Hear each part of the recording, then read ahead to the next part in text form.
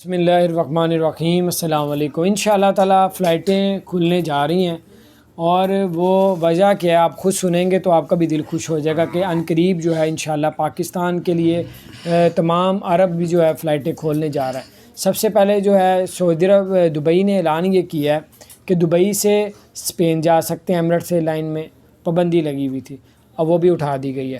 Dubai نے اعلان کیا ہے کہ دبئی سے یو کے اب جا سکتے ہیں، پہلے سے 3 گنا فلائٹیں بڑھا دی ہیں ایمریٹس ایئر لائن میں۔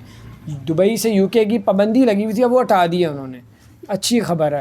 پھر اس کے علاوہ ٹرکش ایئر لائن نے دبئی کے لیے فلائٹیں کھول دی، پہلے سے 3 گنا زیادہ، اب یہ بھی بڑی اچھی خبر ہے۔ تو اب اس طرح پاکستان کے لیے بھی کھلنے جا رہی ہے۔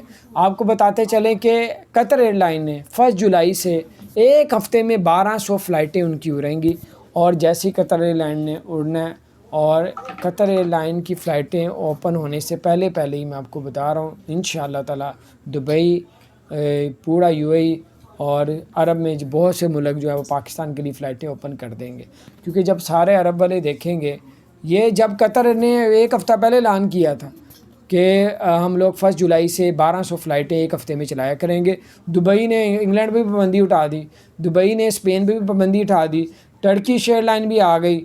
پھر جو ہے وہ اب دیکھ لیجئے گا، جس طرح ڈیٹ قریب آتی جائے گی انہوں نے پابندی پاکستان پہ بھی اٹھا دینی ہے انشاءاللہ، کیونکہ پاکستان پہ جو اب کرونا کی تعداد ہے نا، وہ پہلے 20% تھی رمضان سے پہلے، پھر 12% پہ آ گئی، پھر 8% پہ کافی دیر چلتی رہی، آج جو ہے وہ 3-3.5% کرونا کے کیس درج ہو رہے ہیں۔ بہت اچھی بات ہے، یہ اللہ کا احسان ہے ہمارے اوپر۔